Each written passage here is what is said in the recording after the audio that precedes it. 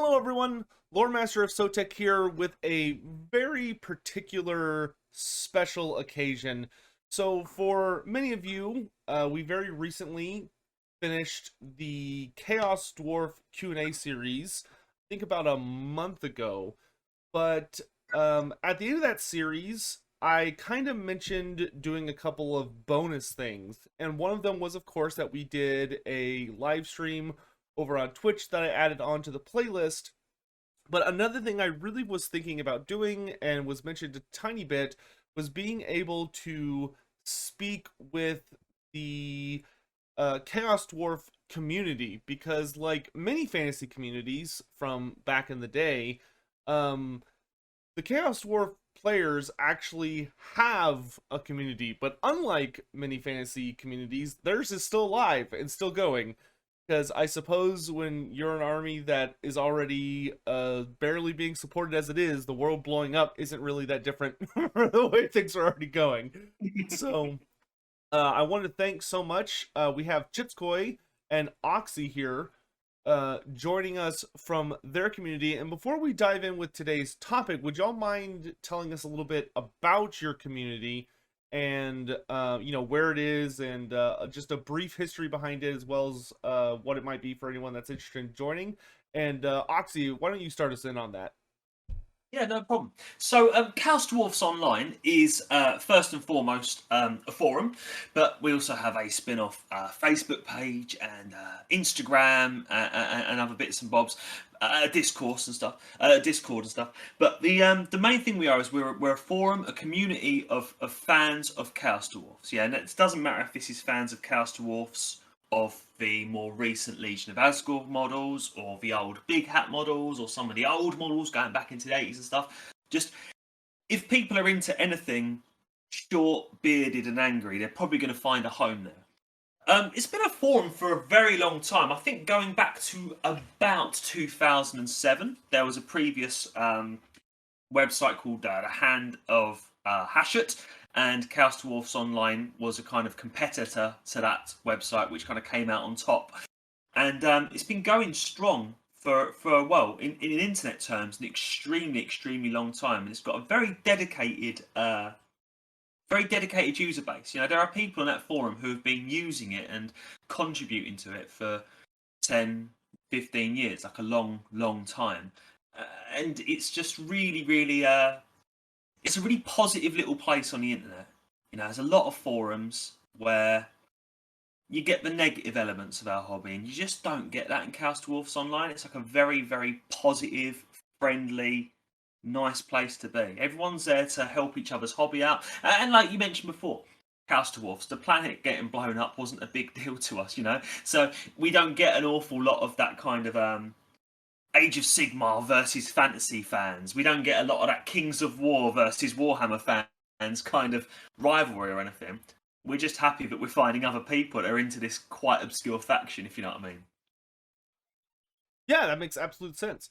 And that's great. That's like a perfect little window into this community. So the really fun thing about this is that I've talked about various Warhammer races, whether through Q&As or just on live streams and stuff. But there's something kind of special, I think, about how the Chaos Dwarfs are really the only one that is to the level of activity that y'all's is. There are still some of the old communities still kicking around. Like I know Lustria Online is still alive. I think last I checked, they still have a pulse. But a lot of those communities have become very different as far as their like identity is concerned from what they were back in the day. Shitsko, if you wouldn't mind, would you talk to us a little bit about what do you think really has is the strength or the secret behind y'all's community surviving as long as it's had, and also just kind of maintaining its level of activity and focus and all that stuff?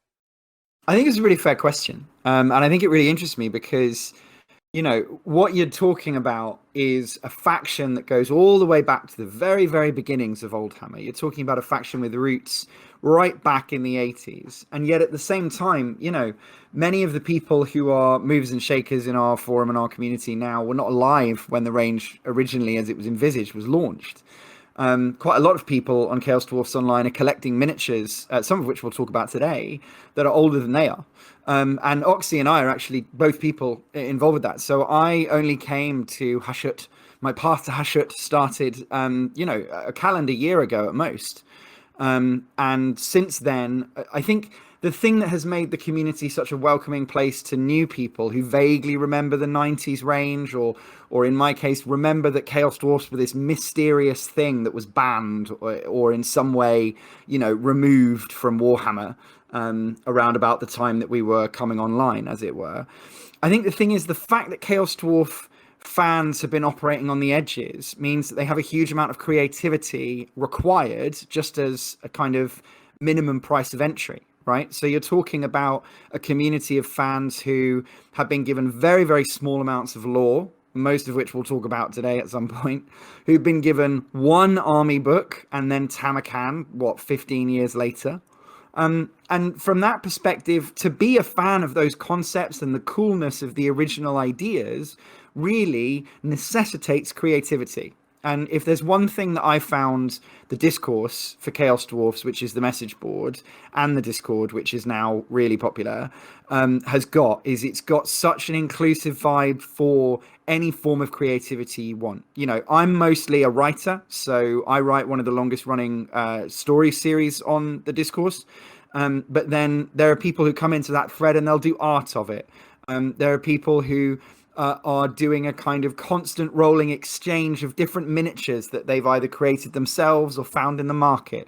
On the Discord, there's always people posting 3D renders of new 3D prints that they're making, some of them to sell those, some of them just to hand them out to people. And I think because we have been ignored or removed or given very small amounts of lore over the years, I think it means that to be part of our community means you have to be creative. And so the creativity, it just flows everywhere and it keeps things fresh. That's awesome. And I think that I can definitely agree with the points that you're making, as far as that just sounds like a really solid recipe for keeping things lively, especially when we were in the true dark ages, before Total War Warhammer had really revived a lot of the setting for most people. But that's super duper exciting to hear. And we'll kind of, I think, hear more about that as we dive into today's topic, which I think we are ready to get into, which is that we're going to be talking about the history of the Chaos Dwarves, but in our world, the true history of the Chaos Dwarves, with actually a substantial amount of wonderful information coming from these two, because this is one of those things that I personally don't really have as the ease of access to whenever talking about any of the factions, where my own personal experience really just is with the Lizardmen, as far as taking a race and going back to its beginning. And really, the only reason I'm able to do that is because the Lizardmen were such a relatively late entry into the Warhammer Fantasy universe, but the Chaos Dwarves stretch back much further.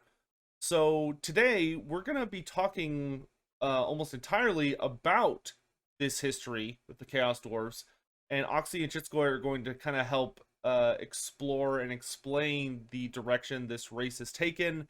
And so let's go back to the beginning. Let's go all the way back to that legendary fabled time of the 80s, when a significant amount of the modern audience for Warhammer had not been born yet, and talk about what was the start of the Chaos Wars.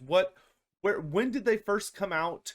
What was their let's start with the easiest questions of when did they first come out? And what kind of was the design philosophy of this army? Like, what units did they come out with, and what was kind of their aesthetic? All right, Chits, I was going to start off this bit, weren't I? Just confirming, Yeah. mate.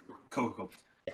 Right, so yeah, the original Chaos Dwarfs concept was beginning in the mid '80s and kind of had its life cycle right until the late '80s, and it was a series of miniatures that very very literally took the concept of Chaos Dwarf, as in this is a long time before we have these kind of Mesopotamian style, bull worshipping, Near Eastern Chaos Dwarfs. These are much more chaos in the sense of Norscan marauders, as in what you would typically think of if you close your eyes and think of a Chaos Warrior or a Chaos Marauder.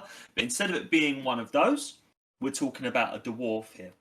And quite explicitly in the old miniature range and in the old art, these are chaos worshipping dwarfs. There is even old artwork depicting these Chaos Dwarfs with some of them with emblems of the god Khorne and stuff on their shields. Yeah. And in terms of their design philosophy, the first range of metal miniatures, these were Chaos Warriors, but they were allowed a certain level of extra goofiness, if I can be so bold as to use that term. There was a kind of craziness.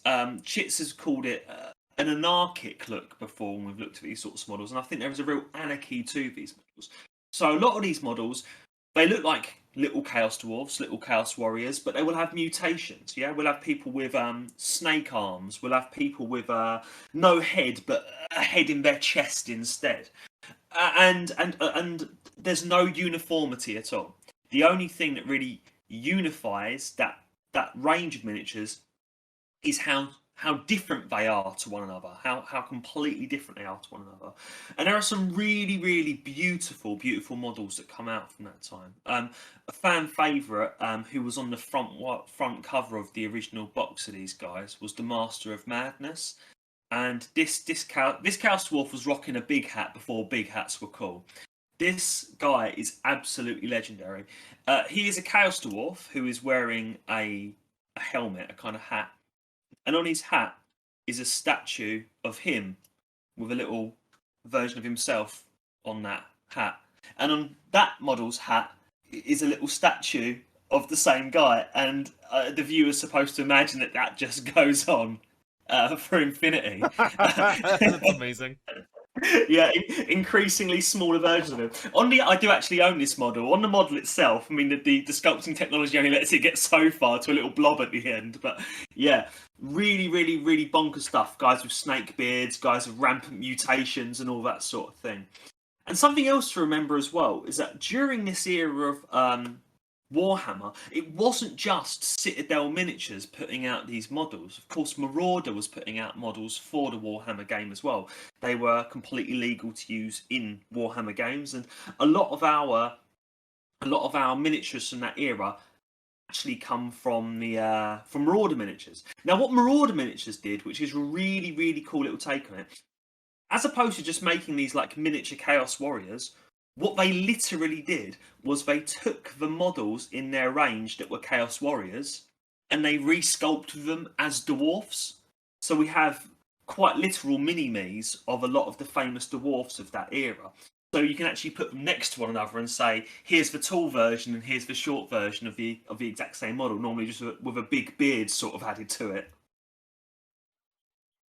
Something else kind of to mention about that era of troops and stuff as well is the kind of the technology level.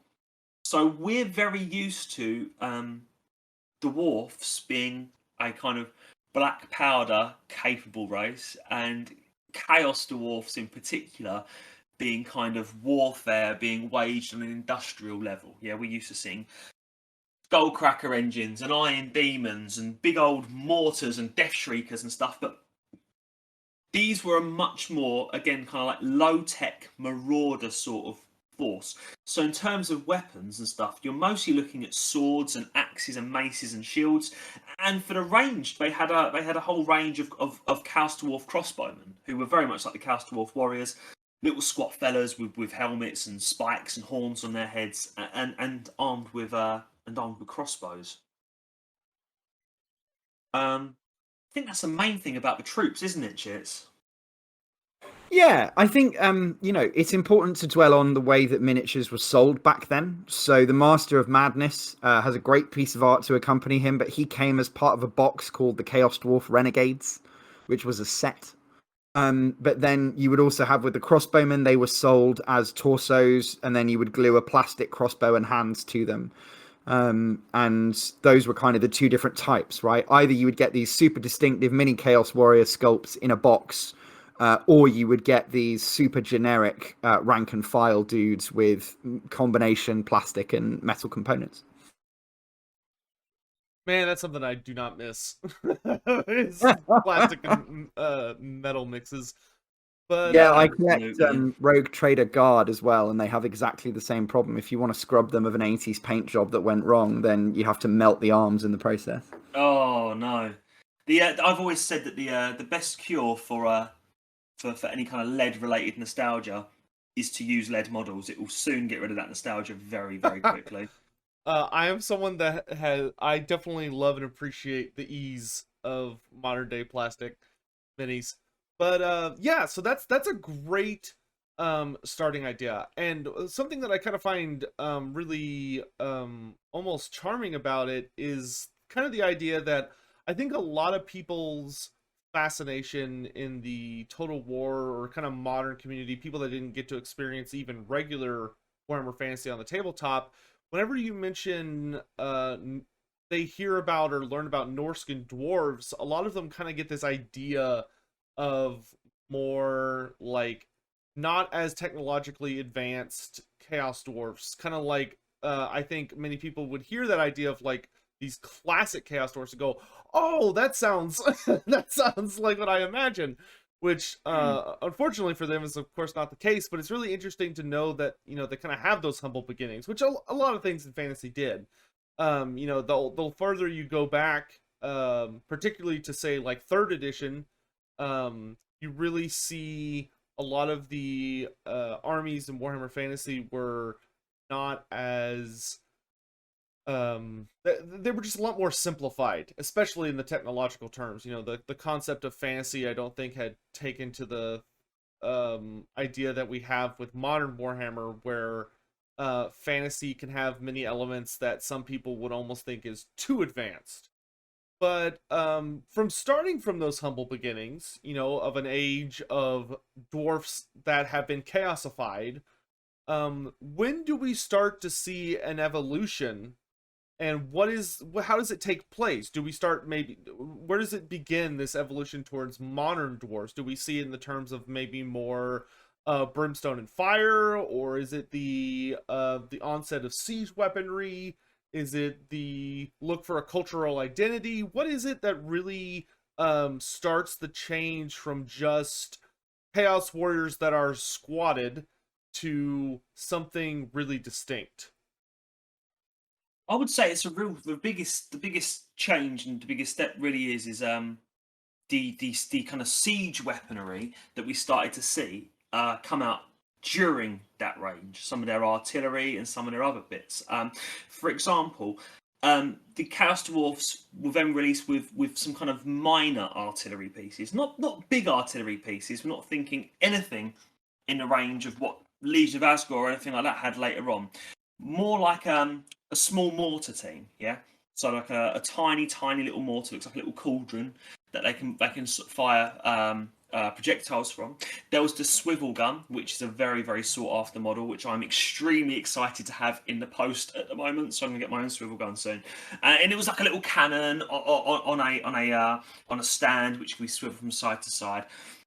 And there was also, believe it or not, a bazooka team. I mean, this just goes to show what Warhammer Fantasy Battles was like during the old Realm of Chaos era. We've got guys running around with swords and shields, and we are quite happy to give one of them a World War II bazooka. Just go for it, pal. And that is a really, really charming, lovely model from the time. The other thing we got brought in were some of the crazier and wackier siege engines, which I think haven't really been re-expressed that much in later models. I think you could maybe argue that one or two models have had design cues that nod towards it, but there were three big ones that I really think of, which was the Whirlwind, the Tenderizer, and the Juggernaut. Now, Whirlwinds and Juggernauts are also other models in other ranges in 40Ks. It's not to get confused with those. But what these these were siege machines that were pushed by boar centaurs. Not bull centaurs, boar centaurs. A creature that looks half boar and half dwarf. The Whirlwind was... The easiest way to describe this is kind of like a wheelbarrow from hell. You have this boar centaur, pushing along this kind of wheelbarrow with a series of gears and mechanisms attached to it, with great big spinning blades and flails that kind of whiz around. And the idea is that this creature just pushes this thing into enemy lines. And then likewise, you have the Tenderizer. The Tenderizer was a similar idea, kind of like a chariot-style wheelbarrow thing that's being pushed by this boar centaur. But in the place of these spinning blades and flails, this creation has a series of massive hammers and maces, one of them actually designed to look like a giant fist, which just move up and down as he pushes it. So it's like a kind of mechanism that he's pushing into enemy lines. It's just squishing people as they go. And probably the most iconic one from that period was probably the Juggernaut. Chits, you know a bit more about Juggernauts, mate. Do you want to talk a little bit about the Juggernaut? For sure. And I think the one thing that I would say, and this goes back to a conversation that Sotek and I had previously, because we were thinking, what could this range mean? What design cues? We know that the kind of Rogue Trader era is being strip mined by people at Forge World and hopefully people at Creative Assembly for this period. And what you have to understand when you picture the Juggernaut, and of course we'll share pictures of these, is that it was by far the largest miniature in the range for quite some time. To this day, it is one of the largest and most complex metal-only kits that's really sold. Although the proportions are much smaller than you would expect. I should mention alongside, by the way, everyone from the community knows, but I'm a vintage miniatures dealer and trader, right? So stuff like how the Juggernaut fits together and all that kind of stuff is very much my stock in trade. And the Juggernaut is a giant siege tower. It's got 3 levels, and these 3 levels are, in most fully painted renditions, populated by crossbow-wielding Chaos Dwarfs. And it is pushed along by one of those boar centaurs that we mentioned, the design cue for which, of course, later would become the bull centaurs that we all know. And out the front, it's got a giant skull faceplate and 2 massive cannons, which look more like kind of flamethrower, long, thin barrels than any other type of weapon, but there is no lore reference that describes what they are. So it was very much up to the creative themselves to decide how that worked. And the Juggernaut was so named simply because it would have been, when you put it down on the table, one of the largest things that you could deploy in Warhammer Fantasy Battle 3rd Edition. It was the Chaos Dwarf equivalent of a big monster, right? And it's a great piece of design that I think we're very likely to see in the future because it's so distinctive and flavorful. And of course, siege towers appear in Total War Warhammer. So I think have a look at the Juggernaut for yourself. Think about it. Think about how it fits together and what it says for the aesthetic. But really what you're looking at is Realm of Chaos personified in that machine. Some of the stuff that Oxy's been mentioning has later resonance further on down the range, right? So when we look at the Asgore Skullcracker machine, that fundamentally is an attempt to do the Tenderizer concept in a modern Forge World way. And so giant buzzing horrible machines of death that trundle towards the enemy was always very much part of it. The big difference for Asgore fans, people who know the Legion of Asgore better, is of course those Chaos Dwarfs have steam engines to guide them. All of this stuff that Oxy is describing is pushed along by a very small half boar, half dwarf, which, especially when you see the size of the Juggernaut, frankly looks unrealistic. But the Chaos Dwarfs don't have engine technology. They have the ability to fire these cannons, but they're not, demon-infused cannons or any of that kind of stuff. There's no lore covering what level of technology they're at. So it's all very much kind of best endeavors medieval warfare, but with fantasy elements. Does that make sense?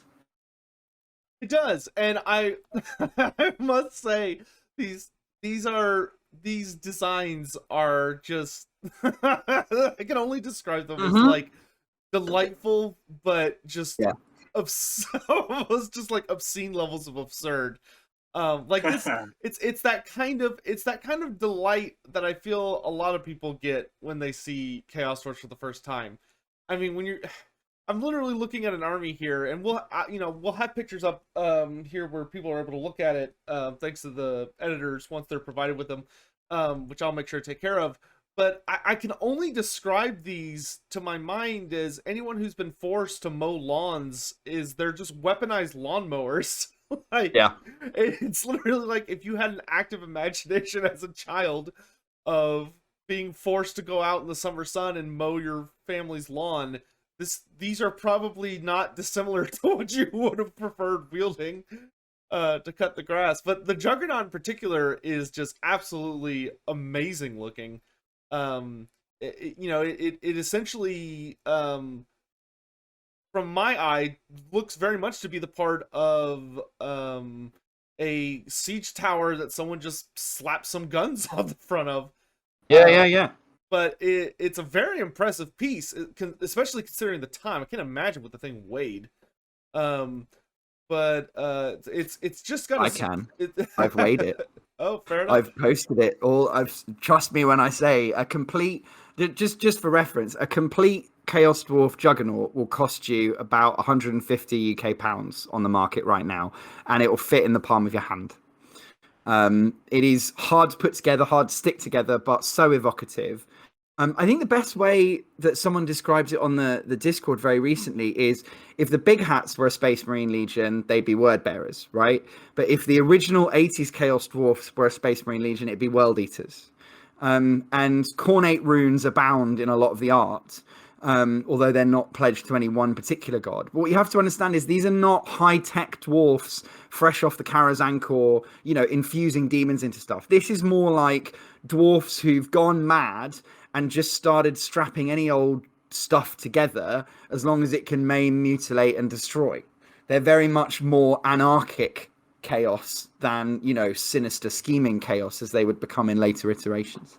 Yeah, I would, yeah, that makes sense. And because barring a few of the weapons, many of their weapons, kind of the absurdity of them to me evokes a lot of the association I think a lot of people have with like modern day greenskins of in particular like certain types of goblins where you have this like just crazy bananas bizarre nonsense that you look at and you go there's no way that would work, but then it just does. And you just roll with it. These Chaos Dwarfs almost have a much more absurdist feel as opposed to the modern Chaos Dwarfs, which are almost more sinister. Definitely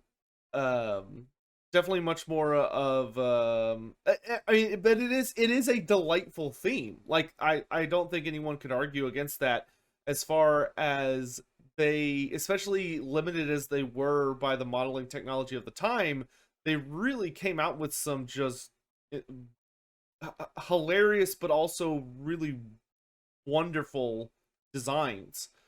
If I could, sorry, Sotek. No, you're all good to go ahead. It's just looking at some of these and imagining them completely made out of metal is honestly kind of blowing my mind at the moment. Yeah, I think if I could add some things just to the aesthetic that people should kind of pay attention to if they want to see it. Step one is, of course, armor is very important to these Chaos Dwarfs, but as Oxy says, the Norse aesthetic is strong, right? There's lots of horned helmets here, and we're not talking about the absurd ones that you get later in 8th edition Chaos Warrior sculpts and stuff like that are connected by a skull at the top or whatever. You're just talking about a Viking helmet, right? You're also seeing a lot of pickelhaubers with a little spike in the top.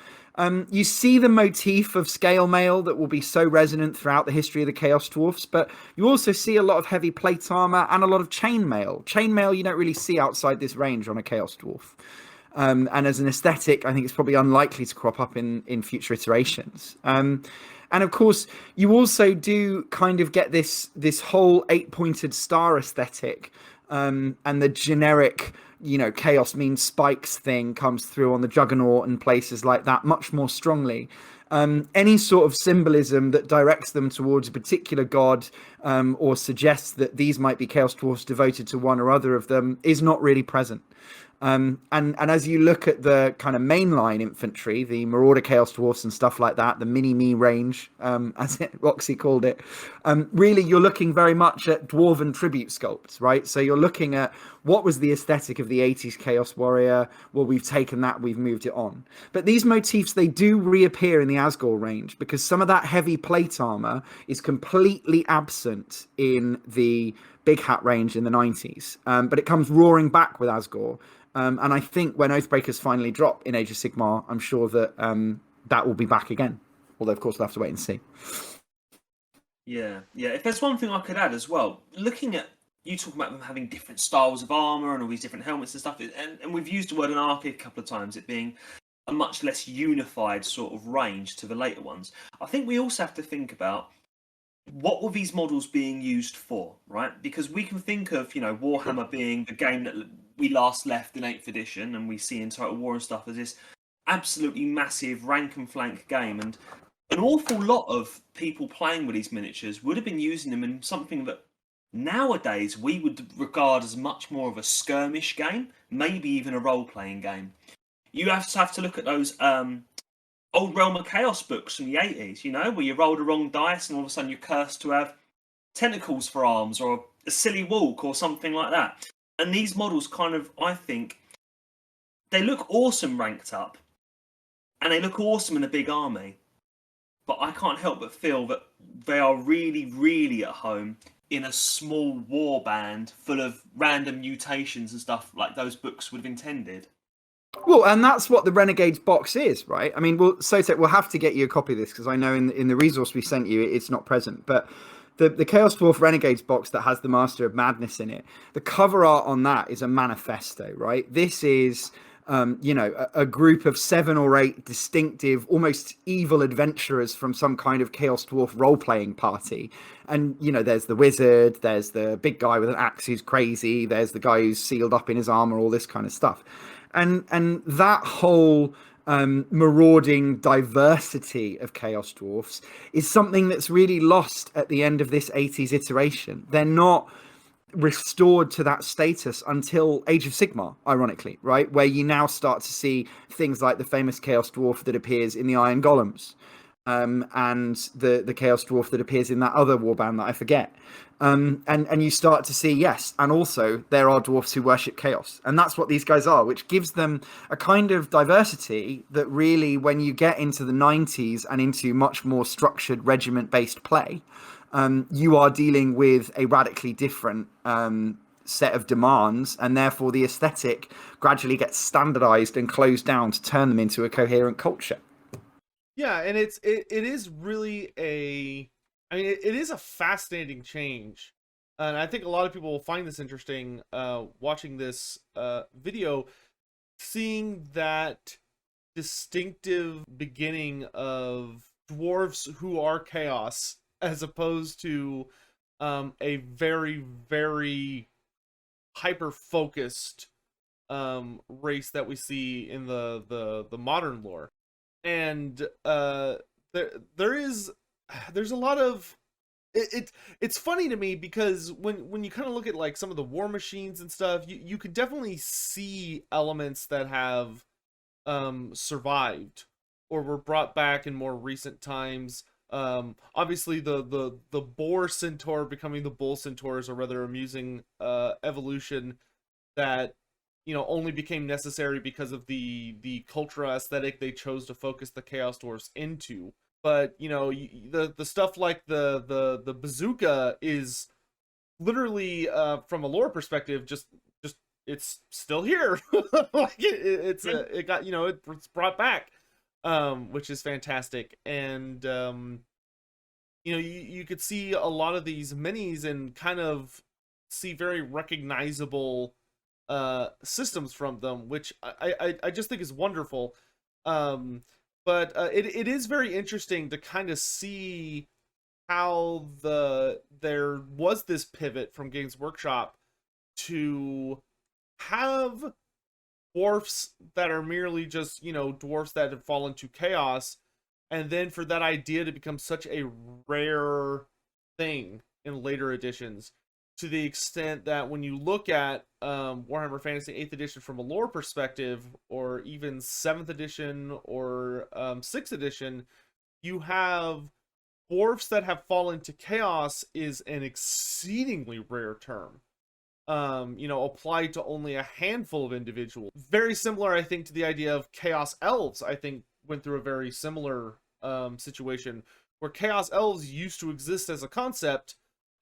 Even in 6th edition, there you could find elements and remnants of chaos elves.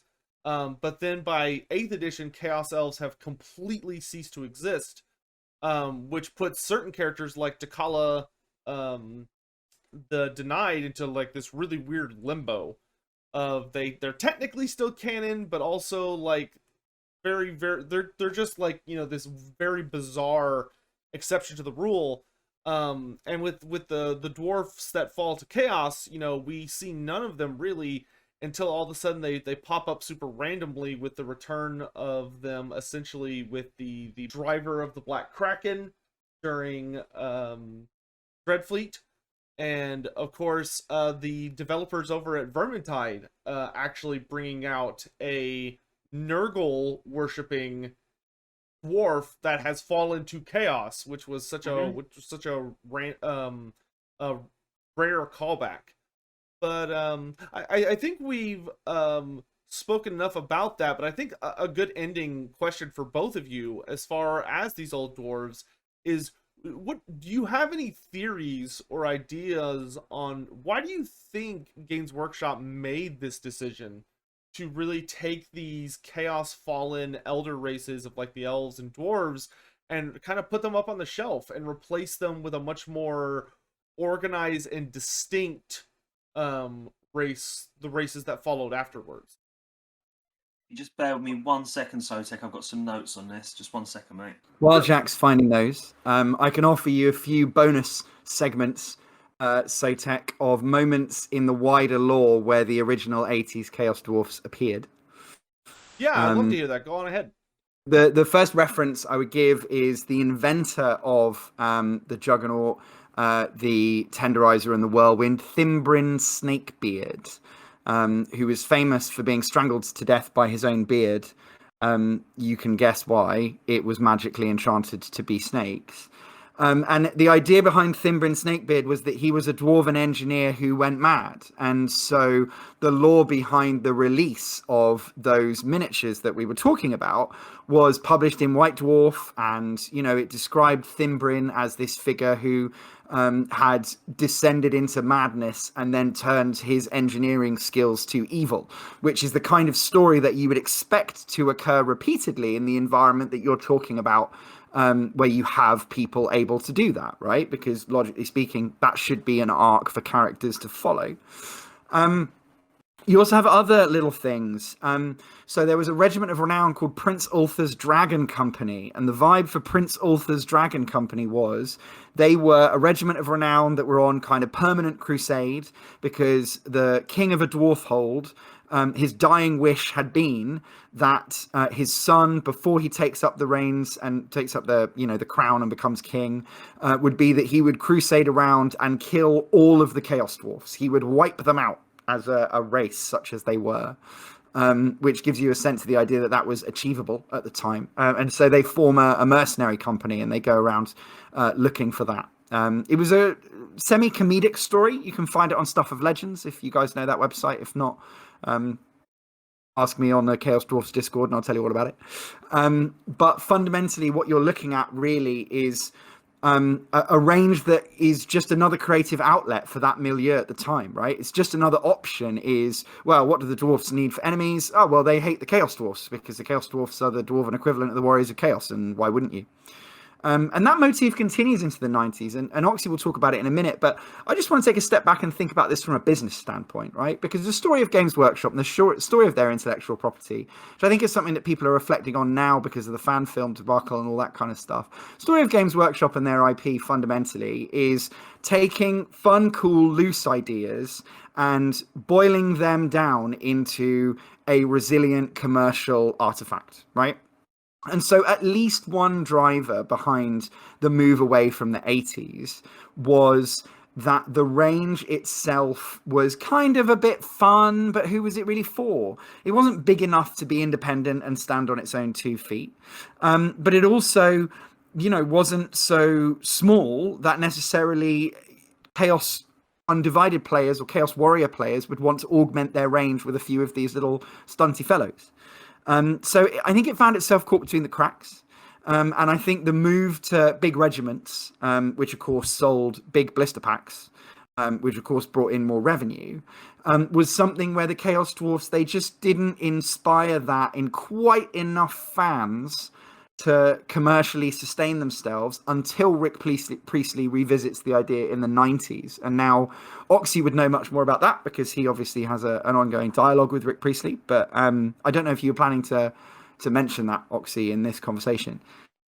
Yeah, I'm happy to. Yeah, I'll go into a little bit about what Rick and I spoke about recently. I won't go into too much detail because we do, of course, have our Chaos Dwarfs Online zine, which is going to be publishing the last interview I did in quite a lot of detail, but I think I can give a few snippets away.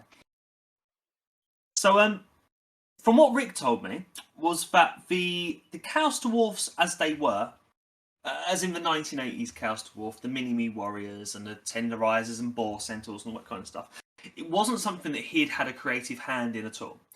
He had done some of the lore writing for them, but in his words, in those days, a miniature would land on your desk and somebody would say, write a story. It wasn't really like a big studio decision, any of the lore in it. It was kind of done on the fly.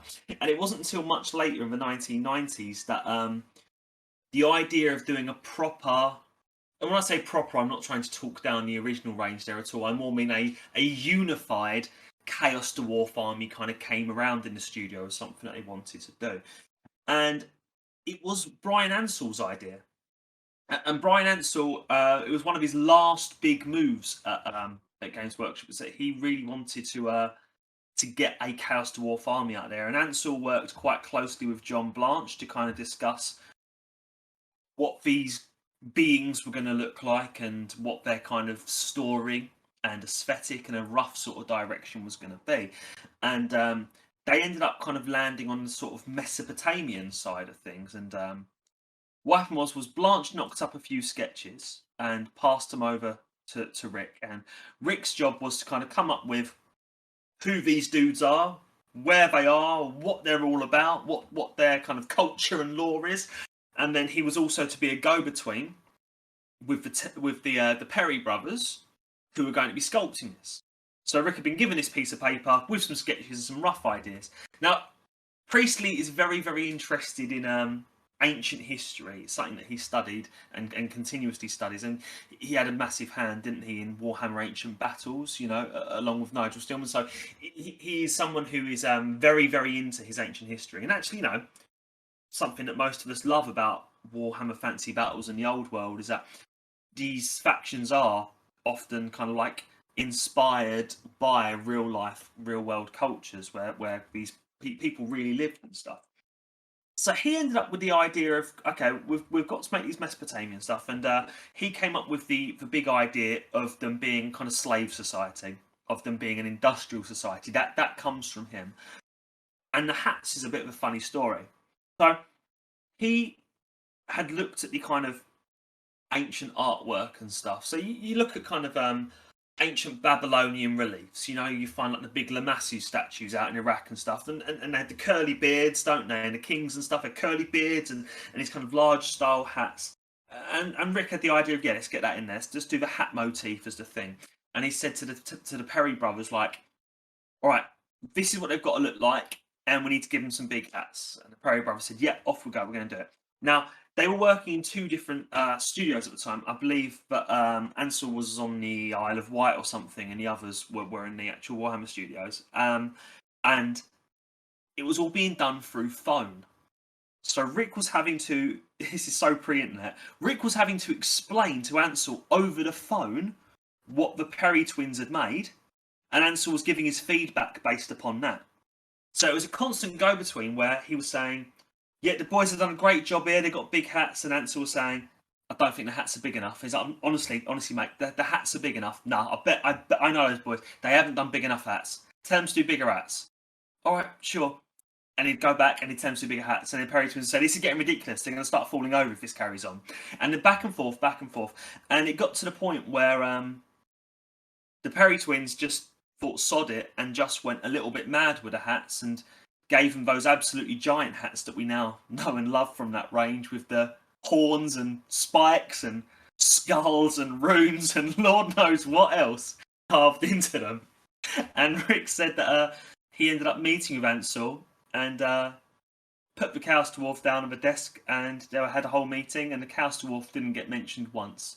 No mention of, is it a good design? Is it a bad design? Does he like it? Does he hate it? But it went into production afterwards, so he must have liked it enough.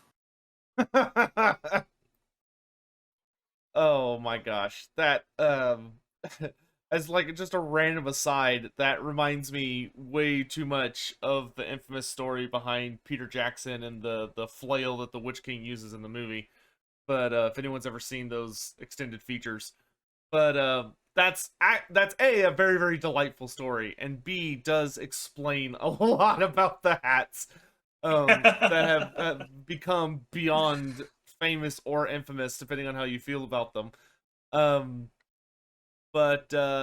that's a perfect segue to take us into the redesign, where the Chaos Dwarfs become something very, very recognizable to the modern Chaos Dwarfs, where they design wise, Forge World would go a slightly different direction with it, but also in defense of Forge World, theirs was kind of a niche sub faction within the faction, as opposed to being a full range refresh.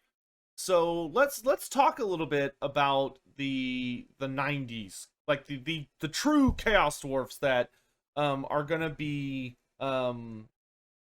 inspiring the full range refresh that we know for a fact is now coming down the tube. You know, we have these ominous storm clouds rapidly approaching that could break probably next year, of the Chaos Dwarfs likely seeing their grand return for the first time in 30 years, of being returned to Total War, and likely also marching onto the scene in AOS and Warhammer the Old World as well. But let's talk let's keep ourselves focused on the past for now, and talk about these classic Chaos Dwarfs that a lot of people, when they look up Chaos Dwarfs, this is what they're going to see. You know, the big hat range. Yes, the big hat range is as its most noticeable identifier. Well, let's kind of go through this release and kind of your thoughts on the race at the time, and kind of walk through how the release went, and the range they were provided with and stuff. So I think the thing to think about when you think about the big hats is to understand the era into which they step. And the era into which they step is one in which the business model is predicated still fully metal. Almost everything in this range is metal, arguably more metal percentage in this range than in the 80s one, because there's no plastic crossbows with these guys. And the thing about an army at this point in time in Warhammer Fantasy Battle is that it is only really allowed to have a couple of concepts, right? It's only really allowed to have a couple of things, but it has to have an answer for everything. It has to have a balanced army list. And so the Chaos Dwarfs, as a kind of core release, they get infantry, blunderbusses, which are their ranged infantry, bull centaurs. They get 2 monsters, the Taurus and the Lamassu. They get a single special character, and then they get some artillery, and they get some hobgoblin slaves. And that's the whole range, right? 3 different types of hobgoblin, arguably 5 if you include the cavalry. 2 different types of Chaos Dwarf infantry. And then, of course, the hugely evocative bull centaurs themselves. And what you're dealing with when you're dealing with that release, fundamentally, is a range that is very clearly built around an ancient civilization in a way that was becoming the way that Warhammer Fantasy Battle operated. These are the guys who live in the Warhammer world equivalent of Mesopotamia. Therefore, they are a take on the ancient Mesopotamian pantheon and aesthetic movement, in the same way that the lizard men are Aztecs, in the same way that, you know, a range of other things. You know, the Tomb Kings are ancient Egyptians. You take another dead civilization, the ancient Assyrians, and you take their motifs and you transpose them into this fantasy idea. But the distinct thing about the Chaos Dwarfs, and Oxy knows more about the history and the release and some of the stuff that he's interviewed about, and I'll segue to him in a minute. The key thing to understand is and I'm going to use that word, we didn't get a proper army book. We got a White Dwarf supplement and some pages in the mail order catalogue and some articles in White Dwarf that followed along. But fundamentally, again, it was one of those things where it was a minority preserve of the 80s. It was a passion project in the 90s, but it never quite caught fire enough that the range was ever followed up or covered again.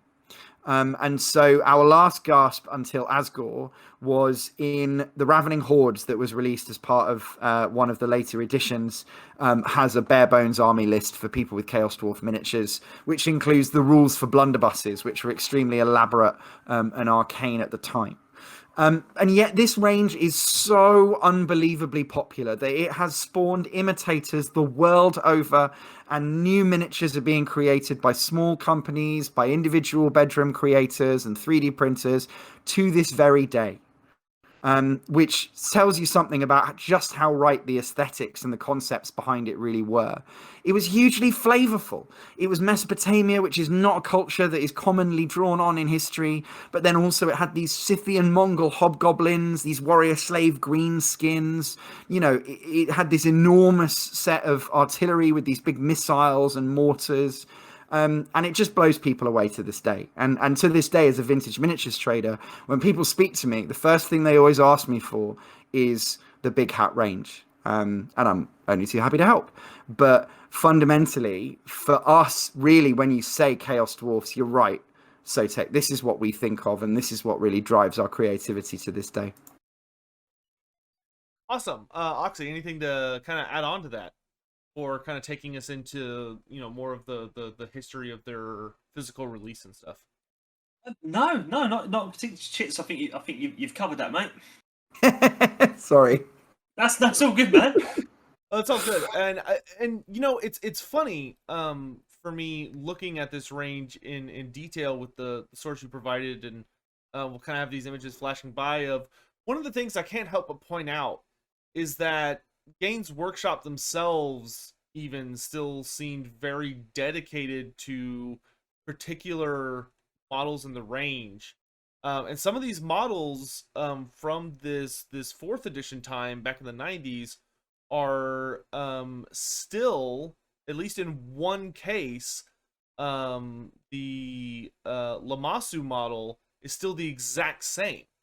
Of when the Lamassu was weirdly re-released ahead of the Asgore range, because but before the Legion of Asgore came out, there was a fairly early supplement in 8th edition Warhammer Fantasy called the Storm of Magic, where they essentially released tons and tons of monsters and brought back a lot of classic designs. Some were updated, some weren't, but everything was re-released. They didn't release them the way they used to be, and this is where we saw Citadel Finecast really being unveiled heavily for the first time.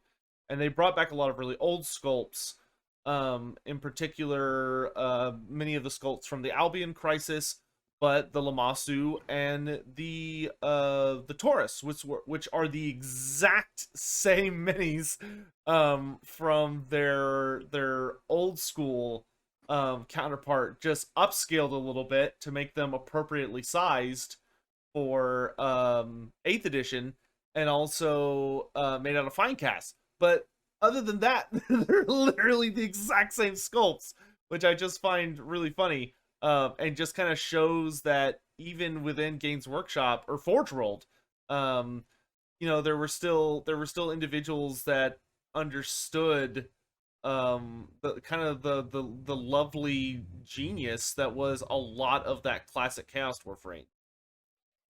I think you saying individuals there is the important factor, right? Because when Chaos Dwarfs have done well, when I say done well, I mean in terms of getting releases and getting love and attention.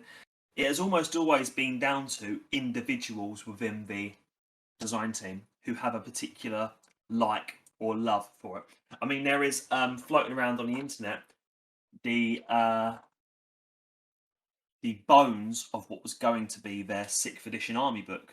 Thomas Pirinen, who wrote Mordheim, yeah, he'd got towards actually finishing playtesting, but when he left the company, that individual who had the passion and drive for Chaos Dwarfs left the company. Then it went by the roadside, sort of thing. So I think we have quite often been at the mercy of the individuals who might have a particular love or whatever. It could have been somebody in Games Workshop or Forge World Studio who, when Storm of Magic was happening, went, yeah, let's get the old Bull Centaur, the old Taurus, sorry. Let's get the old Lamassu out. Let's recast those in resin for the fans, sort of thing. Yeah, but it's never been like something like a Empire or Elves or something that's just constantly there. It's been something that's required special attention from time to time to be out. And I mean, you know, I think there's something to be said for the fact that the Chaos Dwarf range is awkwardly skewered on the transition from Goofy to Grimdark, right? Because fundamentally, a lot of the stuff we've talked about over the course of this morning, it's fun, right? These are fun miniatures. But when you take that step up and you have Archaon and you have the Storm of Chaos and you pivot towards the Empire versus Chaos being the center of the setting, and you start to make things respond to how commercially successful 40k has been by making Warhammer Fantasy Battle that much grimmer and darker, at that point in history, the Chaos Dwarfs are awkwardly skewered between the coolness and the evilness and the really evocative sacrifice and blood magic elements of the concepts, and then also the execution, which is kind of big jutting jaws, little tusks, little stubbly men with big pointing hands and big silly hats, right? And it takes Asgore and some of those reassessments of the aesthetic to really make them scary. It takes things like the crew for the Hell Cannon, which you guys can see to this day in Total War Warhammer, to make Chaos Dwarfs scary. But the Lamassu and the Taurus by themselves need no changes. The Lamassu has this incredibly evocative face and head, which I've no doubt will appear almost unchanged in future iterations, because it is so iconic. It is the idea done in a way that flexibly moves between the two aesthetics and can sit in the scary grim darkness aesthetic on its own with no changes made. I didn't actually know about that Finecast stuff. That's news to me, Sotek. Thank you for telling us that. Yeah, they never got the riders. They only got the monsters, unfortunately. They got caught in that. The Storm of Magic was a very bizarre book, but it was full of so many beautiful details and is something that heavily inspires Total War Warhammer. It is a must-have book for anyone that's trying to predict what's going to be happening in Total War Warhammer, because that's where we got Zotes. That's where the Famir update came from. A lot of those models that we've seen appearing in a lot of the Total War ranges have been from books like the Storm Magic is one of the go-to books for them. But and yeah, I that's one thing that I think is really interesting about the Chaos Dwarfs. Probably one of the most interesting things they have going for them is that they are the only race, in my opinion, that it's almost like, it was an unfortunate thing for the time, but nowadays it's almost kind of a good thing that they never had a flat, straightforward update range, because they have this really unique position within the hobby, or anyone that's getting interested into Warhammer Fantasy, of being a direct link back to the old days and when Warhammer used to have a very different identity. And you're right in that it was a lot more fun, and kind of cartoony. And as someone that I grew up with fantasy starting in 6th edition, I came in right at the end of 5th edition, and so like for me, there's kind of that infamous thing about humans where if you expose someone to a piece of music or a piece of art or something, whatever they're first exposed to, many people have a very difficult time not associating that as the best version of that thing. So if they see like an older design or a newer design of the same thing, in most cases to people it's going to be kind of distasteful. In the sense that like especially when I was younger, for me it was very difficult to appreciate the older designs because I hated how goofy they looked. I had grown up with much more serious designs and much more like I like grim dark kind of epic fantasy type designs.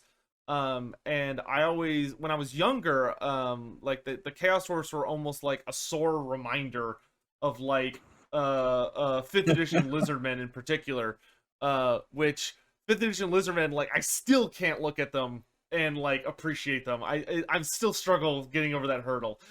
I'm looking at them and just being like, ugh. But the Chaos Dwarfs have a really interesting type of magic that has been preserved. I think because they have not had that full range refresh where people, grabbed onto their modern ideal and the old one was buried. I think for most people who are fans of Lizardmen, Elves, the Empire, all those races, if you were to sit them down and put down their 4th edition models in front of them, it would be nearly impossible to get them to be like, yeah, these are good. But with Chaos Dwarfs, they have a very unique scenario in that they don't have a direct descendant, so I don't know how to describe it other than just saying they've really maintained this almost golden age feel of you're absolutely right. Yeah, you have these models that are kind of goofy, but you can still love them and say, I want to see this reinvented, but still hang on to that spark of magic. That, if someone brought before me, the old school Slaane's Mage Priest from 5th edition and then was like, I'm going to take this and try and reinvent it instead of using the modern one, I'd be like, don't touch me. But, yeah, I mean, they are just a brilliant range. And they had such a wonderful aesthetic that, and I have to give massive props to the individuals who also designed their Blood Bowl team at the time and their Corsair fleet, and that they, despite the fact that they were moving now into 2 different mediums, they still maintained that very, very same aesthetic. And it was so resonant. You have to understand, there must be a dozen Blood Bowl team Chaos Dwarf providers, third party, who make teams that are fundamentally based on that team, right? And GW themselves, that team is so iconic that it got a full made-to-order release, right? Which is, the only time that we really feel acknowledged until Asgore. And I think there are some miniatures that start to cross the divide, but you're right, it's Golden Age stuff, right? It's Goblin green bases and sand for flock. And there's a whole, if you're in the miniatures collecting hobby, then there's a whole aesthetic to them, a proportionality to them that is really, really distinctive. Plastic monopose regiments, the whole deal. The question really for a lot of fans is, how do you square the way that they look and the way that they behave and the lore that you get from Warhammer Armies Chaos Dwarfs? And for me, that's been the thing that I've explored the most in my writing, right? Among the Wicked Dawi, it is a series that takes individual miniatures from the 90s range and puts them into the milieu of what I imagine a Chaos Dwarf Fortress in the Darklands to be like, and ask the question, how do these people behave? What do they do? Why are they doing what they're doing? And I think for a lot of collectors and fans, that's really all that they want. They want to see these miniatures explored further, taken to a next step. And that's started to happen, right? And we know that Oathbreakers are coming at some point, which is what we understand the Age of Sigmar Chaos Dwarf range will be called. But in between and since then, we've had things like a Hobgoblin call out and remaster. And we've got a lot of stuff that can bridge that gap and take you in that modern Archaon aesthetic direction if you want, right? If you want to find those miniatures, they're out there. It's just sad and strange that Games Workshop never saw fit to be the supplier that sells those miniatures to people, because the existence of so many third-party suppliers is what will show you that fundamentally the idea itself is rock solid and more than enough to build a business around.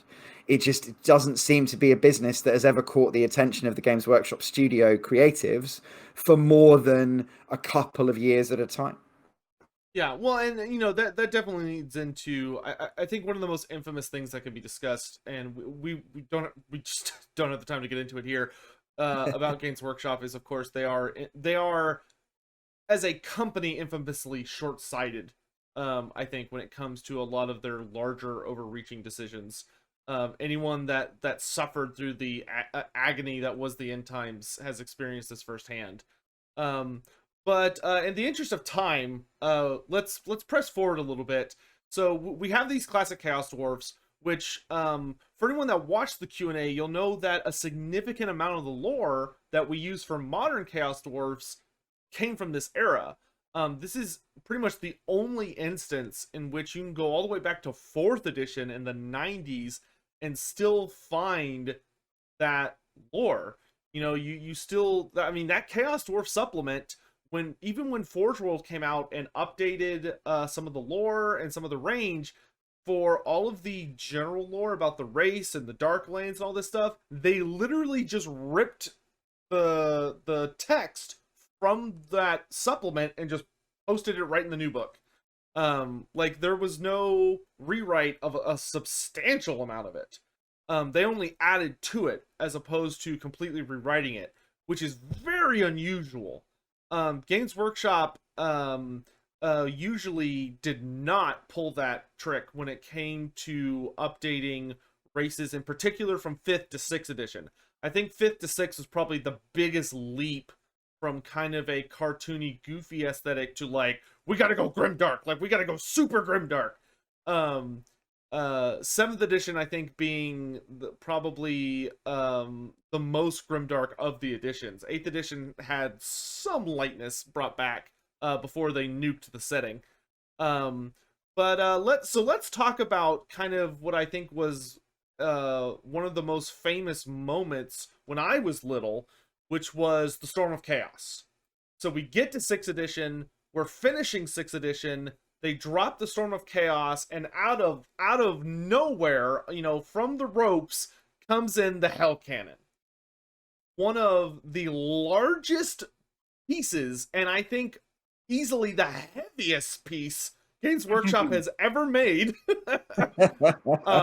And if anyone wants an experience in pure torture, I would say go buy one of these old metal hell cannons and try and put it together. Literal nightmare fuel trying to make one of these things work. If you want to torture someone, though, like break the Geneva Convention level of torture, give them metal glue and that's all they get to put it together. Sotek, Michael from the podcast, I think he owns 3 or 4 of them.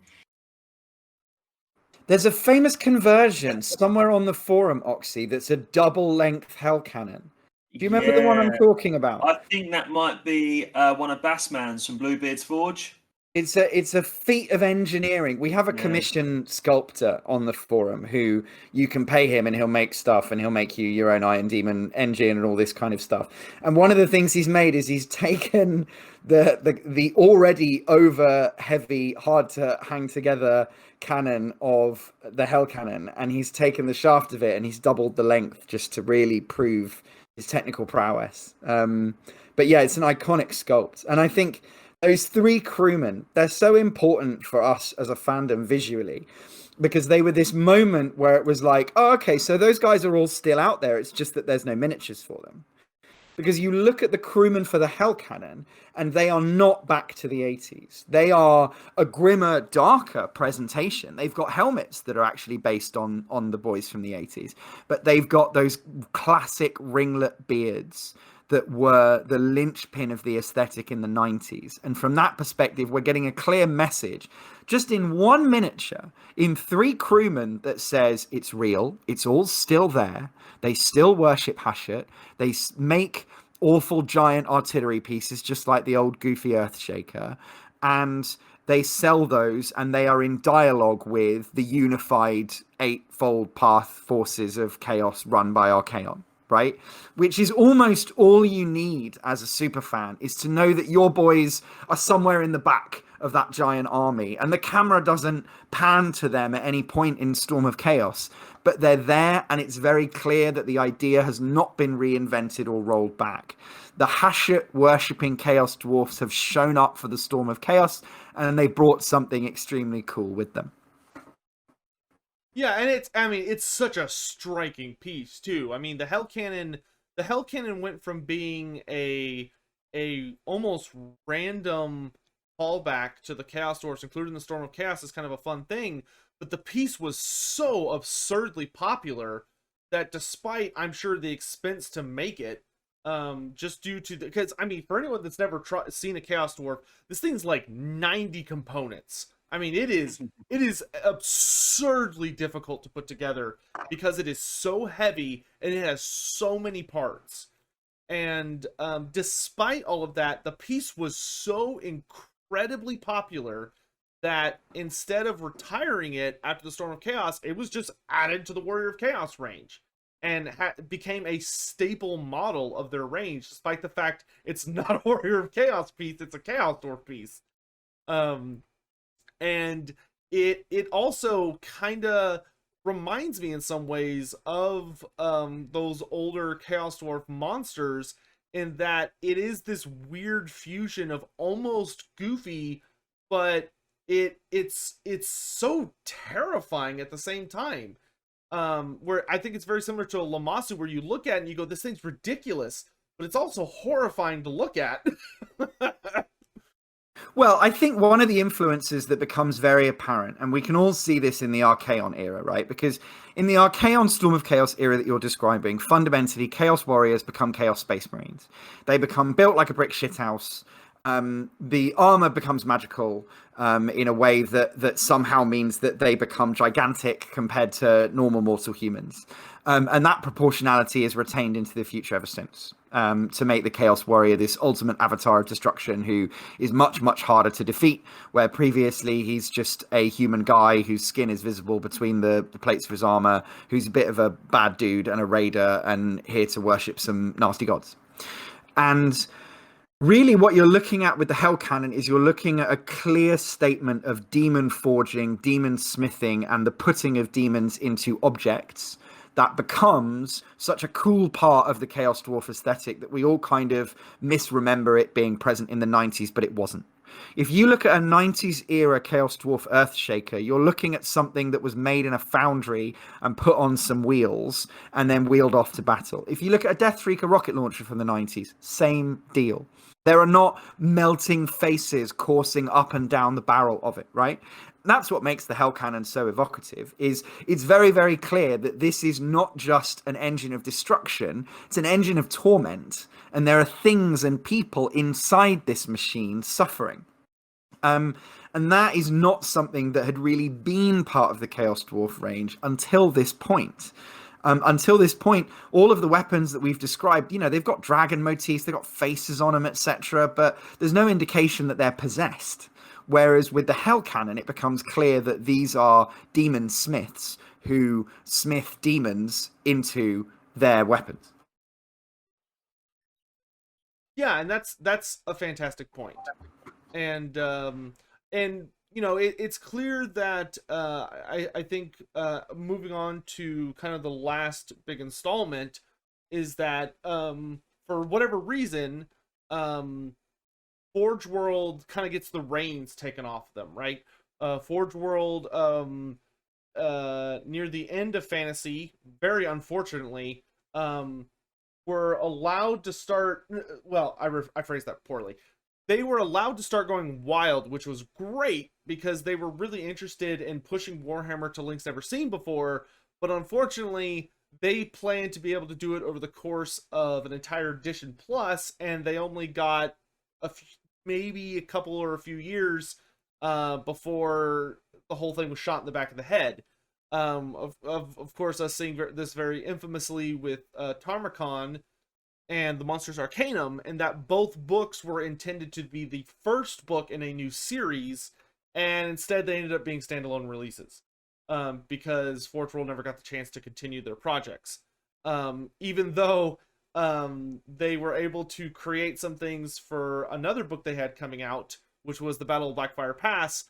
And Forge World was creating models that were so beloved and lore that was so just incredibly crafted that even the likes of things like the Giant River Troll Hag from the Battle of Blackfire Pass supplement, which was never released, the book, it never had a release. It was never finished, but they went ahead and released the sculpts they had, which were the Giant River Troll Hag and the Squid Gaba. I mean, the Giant River Troll Hag is like beyond famous in Total War Warhammer and is a beloved model. And even before then, it was still a very popular mini for people to buy and like, you know, get the rules off the website so they could use it in their fantasy armies during the end of 8th edition or in their Age of Sigmar armies. But one release that did actually make it out the door was part of the Chaos Dwarfs, but a part that no one had ever seen before, to my understanding.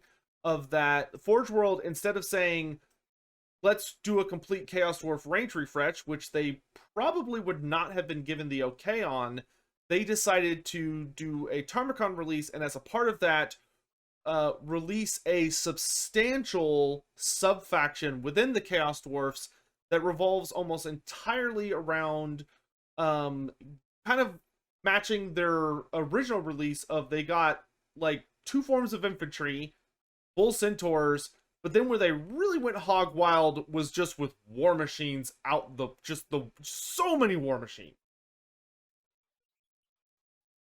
Yeah. What do you I'd love to hear y'all's thoughts on this on, you know, because this was the final time we saw the Chaos Dwarfs until they started making cameos again in AOS.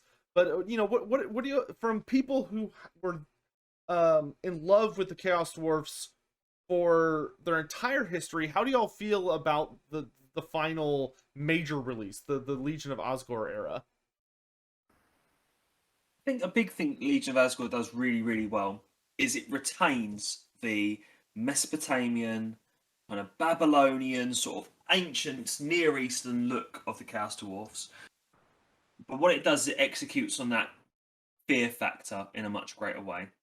We talked a little bit about how, you know, the monsters kind of hold up the actual big hat warriors themselves are kind of goofy to today's eyes.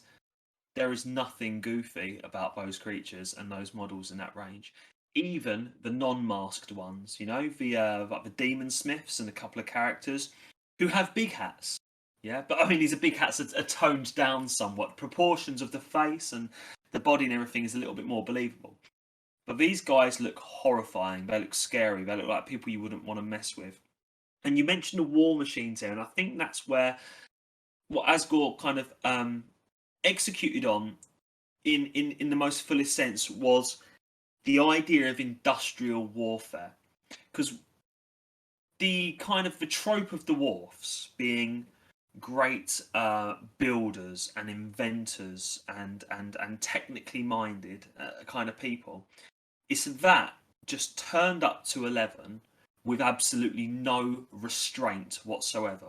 The idea that, you know, a dwarf may invent something but then has to spend hundreds of years being perfected and tweaked and made sure it's absolutely perfect before it ever gets seen on a battlefield.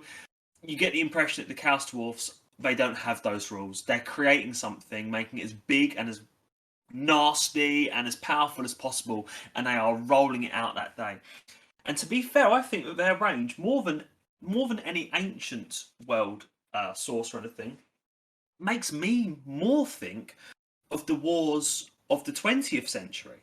You know, like big trains carrying massive guns and stuff like that. This makes me think of the First and Second World War more than it makes me think of, you know, Agincourt or Thermopylae or anything. So I think that's something that they did so well in that range, is they really showed us what it means to be a chaotic dwarf, to be an evil dwarf, to have that prowess and that knowledge and that ability, and to bend it towards evil and destruction, what it looks like. Yeah, I also think, and you know, if you guys enjoy talking about the Asgore range, check out our Brazen Broadcast. Probably one of our first ones, Oxy, where we did a range retrospective shortly after it was discontinued. And I think the thing about the Asgore range that we were saying then is that fundamentally what you're looking at is someone creative taking the Hashut worshipping Chaos Dwarfs and expanding them in a way that if you know them and you know the lore behind them, you love it. Like just a little bit, you love it. You love to see Hashut demons appearing for the first time in the form of the Kadai. You hear that they've got giant magma spewing cannons, and you think, that's of course they do. That's exactly what they've got. That's exactly what their horrible demon forges are filled with. You know, they've got shamed warriors hammered into armor that is burned onto their bodies, and then if you redeem yourself through war, you get the helmet ripped off, and then you don't have a face anymore, but you are allowed to fight bareheaded and have your name back. You know, these are all the things fundamentally that fuel creativity for fans, because it makes the big hat range okay in an era where a lot of people do really understand why grimdark is cool, right? And I think it is cool. The goofiness is fun and everything, but the modern incarnation of the IP is really cool. And having that kind of authority and weight to it, having the Taurus be this giant avalanche of just beef that is falling down on it with a much cooler and more edgy looking rider. You know, there are something like 7 demon smiths in the range, and each one of them has their own little motifs that make them really scary and cool and tell you a bit about their society. You know, there's one holding up a severed head. There's one who's got a really evil pistol, but you could build him. He comes with a little hand that's just holding a pipe as well, right? Because these are still dwarves. And I think it's those little touches that make the Asgore range quite as evocative as it is.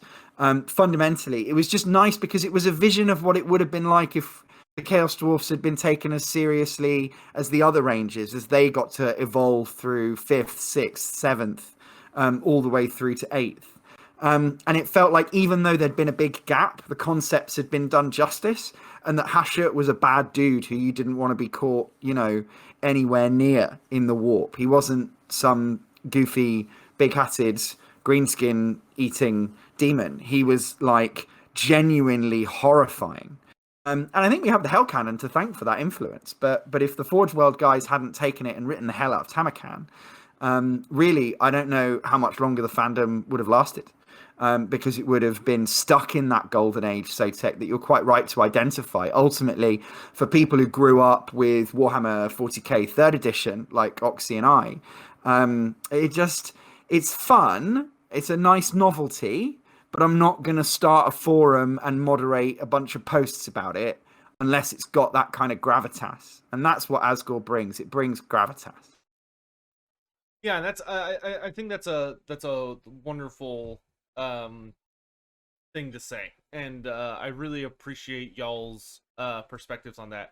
I think something that's almost a little infamous when people learn about Chaos Dwarfs for the first time is that there can you can experience a bit of a divide between some individuals who are more into the modern interpretation, like with Asgore, but who despise the old range as opposed to having any kind of form of reverence for it, but there's also the opposite as well. Is you've got kind of this old guard or old hammer players that really love the goofy old hat big dwarfs, and they hate anything that is not goofy.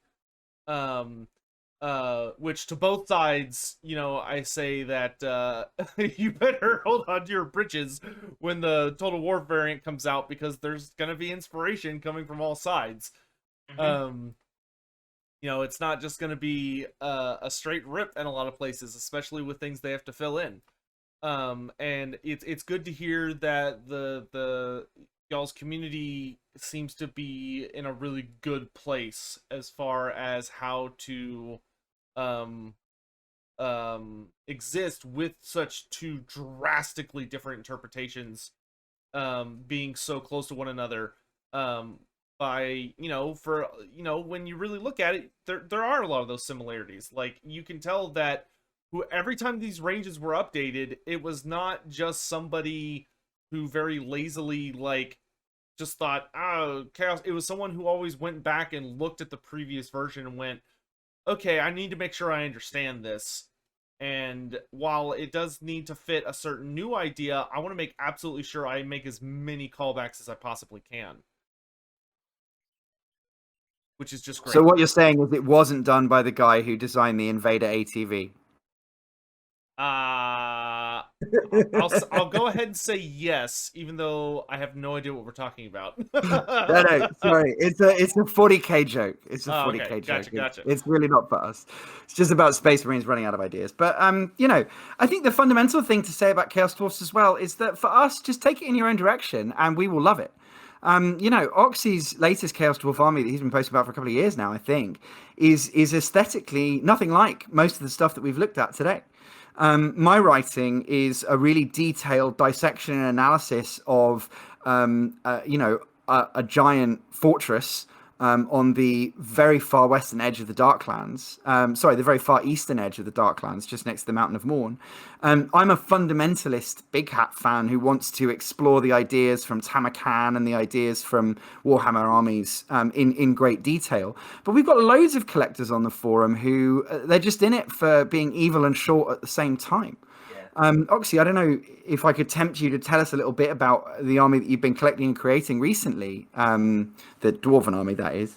I just want to show people that there's so much freedom that they have if they come and join our community. Well, and that's something that I think I learned from being on the forum. You mentioned Sotek about some people having beefs with the older range, like in the modern range, and vice versa.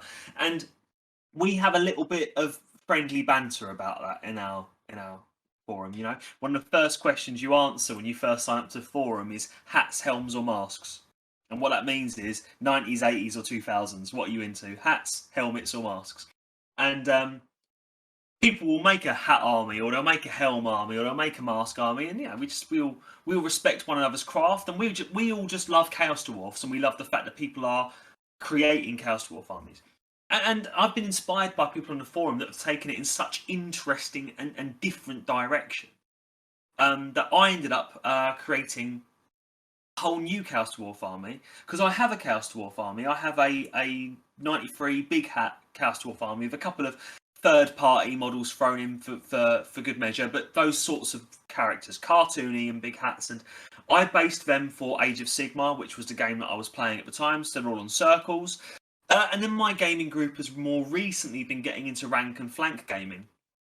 And I didn't want to rebase these models because I'd spent bloody ages doing all the lava and stuff on these circle bases. I'd spent more time painting the bases and painting the models. But I thought, how can I be playing Warhammer Fantasy Battles or Kings of War or this hopefully new old world game and not have a Chaos Dwarf army? It's just not right.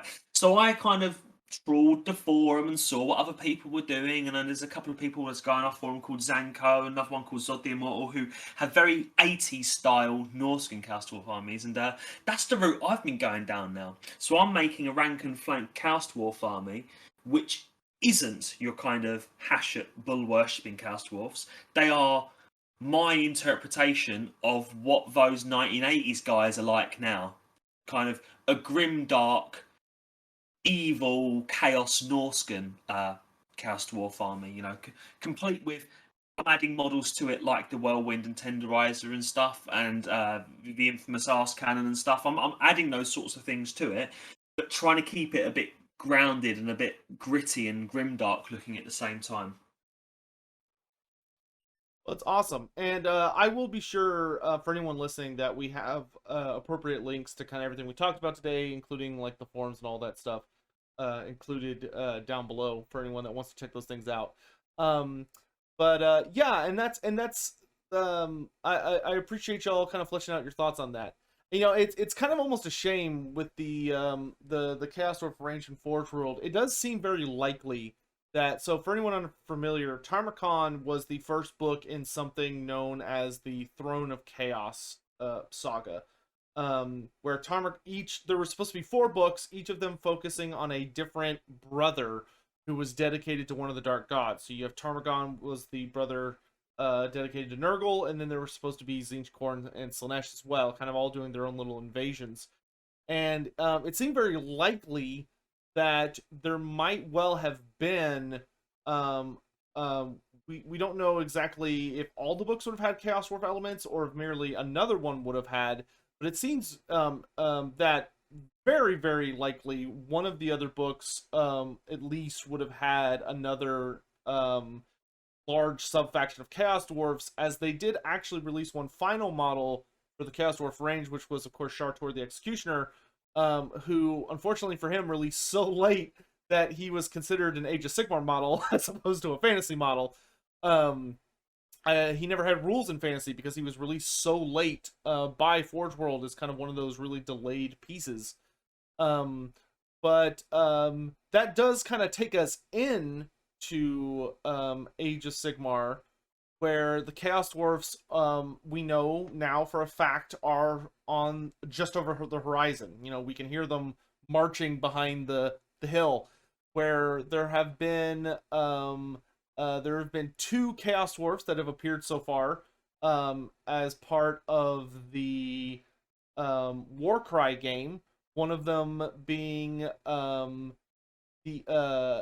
Chaos Dwarf in the Iron Golems army, and then there is also one who is much more the second one they released is much more inspired, I think, by the 80s design, with his helmet and being almost he just looks like a marauder. He's almost entirely naked other than his beard and his helmet. Yeah. And he was released as part of the Gladiator range, the one that lives within the Varen Spire itself, which I believe was Spire Tyrants. Yeah, Spire Tyrants, which I think were the second to last warband released. And we kind of got these little tastes, and a lot of people started getting very excited. And of course, there were crumbs hidden throughout the lore of they would release kind of like White Dwarf articles, or in some of the army books there would be mentions of the Chaos Dwarfs being around, before they, in second edition, started showing up all over the place and even featured as one of the main opponents for the undead during the Wrath of the Everchosen supplement, which was very weird because Wrath of the Everchosen had a system where it told you a story and offered playable missions amongst those stories so you could play through the story yourself. And one of the story's major beats is literally an entire full-sized foundry and smithy and forge works of the Zharr, as they're called in the book, but Chaos Dwarfs being attacked and killed by Lady Allender and Catacross, which was very bizarre because you couldn't play it. They just have this huge cameo show up and then just sort of quietly vanish into the shadows. But now with the onset of third edition, we've had the new Hobgoblins released, which are called Hobgrots now to fit with the new naming convention. And it has been full-on 100% confirmed that they are not a true element of the new Orc War clans, but instead almost kind of a mercenary unit, because their true allegiance lies with their Dwarden masters who are about to appear. Do y'all have any particular hopes or thoughts about the soon to be returning Chaos Dwarfs? Yeah, I think for me, I've changed my opinion quite a lot since I've known about the old world game, because when I had no hope of an old world game on the horizon, all I wanted from Age of Sigmar Chaos Dwarfs were the Chaos Dwarfs I know and love.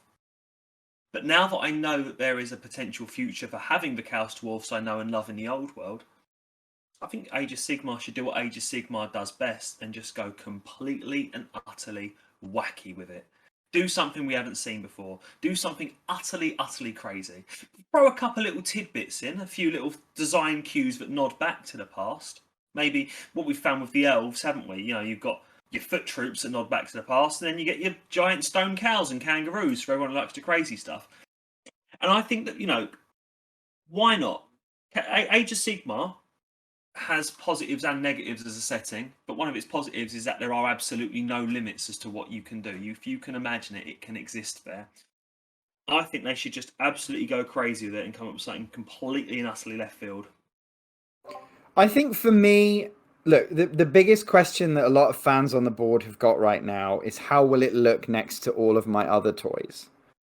And the answer is different. So different how, right? And we've got little things to cling on to. And we've done some Brazen Broadcast segments about this. So people who are interested, they can listen to our forum gang do a deep dive on what we think the design motifs as the hobgoblins tell us about potential design directions for the range that we believe will be called the Oathbreakers. However, the most important question for the range is one single word. Hashut? Are we going to have Hashut or not? Because if we're going to have Hashut, then it's going to go in one very clear design direction. It may be modernized, it may be steampunkier, it may be closer to 40k in terms of tech level, but fundamentally it'll be bulls and hats. If they are getting rid of Hashut, and the Chaos Dwarfs either worship the Four equally in the same way that the Slaves to Darkness, maybe they worship Chaos Undivided, maybe they're just awful and they don't have any particular Chaos pledge like the kind of Dark Mechanicus style, then I think it's going to be a super, super different thing. I think it's something that is kind of unsaid on the forum right now that nobody knows which way they're personally going to go on it. I just am praying to the bull god that I don't like the aesthetic of the new range so that I don't end up buying all of it. That's the because if I do, I will. That's a marvelous view to have. It's like for the sake of my bank account, please be crap. Well, I think the thing is, look, you know, Oxy's been very polite about it because he's one of the guardians of our community, but AOS is super, super Marmite, as we say in the UK. Some people love it, some people hate it, right? And what that means for your range and the faction that you get, you know, it could go either way. And I think the key thing for us as a community is that in the same way that we've accepted all of the third-party suppliers, all of the people who only want to talk about the 80s range, or all of the old Hammer producers who are making their own versions of the 80s range out in the third-party market, we will accept the AOS era, and we're excited to see what new creative modelers and painters and writers do with whatever they get given. But it is going to need its own section, you know what I mean? People are going to have to get used to it. They're going to have to operate personal taste. And I think for me, as long as they stick to dark evil industry and they follow on the work that creative people did on Asgore and they keep extrapolating those ideas outwards, I don't think they can go too far wrong. But I would say that as someone who is part of 3 or 4 different strands of the same Chaos Dwarfs Online community. Yeah, and I personally am very, very interested to see where they're going to go with it. You know, you brought up an interesting point of kind of when you take an AOS army and put them next to their ancestor. You know, some of the armies look great. Some of them, there was, you know, clear changes that haven't, that are a little more distinct and maybe are harder for those communities. You know, where I think most people would say that if you take like Gloomspite Gits and put them next to old goblins, they look amazing. If you take Sylvaneth and put them next to Wood Elves, they look amazing. If you take the new Slaves to Darkness and put them next to Warriors of Chaos, they look amazing. But there's also situations like if you take the Osiric Bone Reapers and put them next to the Tomb Kings, it's a very clear, significant change. That's very polite. Yeah, which is very polarizing. I would say that most players that like Ossiarch Bone Reapers were probably not Tomb King fans. Um, Yeah. and Which is unfortunate, but luckily for the Tomb King fans and Bretonnian fans, we've got the old world coming back, so hopefully it's just kind of a win-win-win scenario where everybody gets what they want. But it'll be great to see what they do with it. I personally feel super confident Hashut's coming back. We have had his title dropped a few times. There is a mysterious entity that the Fire Slayers are aware of, known as the Father of Darkness, that some renegades are worshiping. But we'll have to see more about how much of his original aesthetic he hangs on to. Hashut, of course, being one of the most legendary and mysterious gods in all of Warhammer Fantasy because of how little he was developed. So there's just so many things they could do with it. But we've been talking for quite a while now. So I think this would be, and we've kind of made our way across the timeline. So I think this is a good place to go ahead and wrap up for today. I want to thank you both so much for coming on and chatting with me a bit. I really, really do appreciate it. And if you've got any closing thoughts, now is a perfect time to maybe just kind of, if you want to give like a little pitch about the forums more specifically, for anyone that's interested in joining, about like what maybe they could, things that you think would be really good things for them to have in mind if it's something that they might be interested in, stuff like that. If you'd like to start us off, Oxy, while we go ahead and wrap up here. Yeah, I mean, I'll just say the same thing I say on every episode of the podcast, that the Chaos Dwarfs Online forum is the place to be on the internet. Yeah, if you're into things that are short, bearded, and angry, if you are interested in their lore, interested in their art, if you're a creative writer, if you draw, if you're collecting these models, you paint these models, you will find a community on this website who will really, really appreciate your work. No matter where your starting level is, no matter what your aims are, you are going to find one of the most positive and supportive corners of the internet. Most people who join the forum and who join our Discord come away from it saying, I cannot believe how nice people are here. This is a really cool little community. And that's why people stay. That's why it's been going since 2007. And that's why it doesn't look like it's slowing down anytime soon. Yeah, I think it's that same vein of positivity that I think we can really promise you.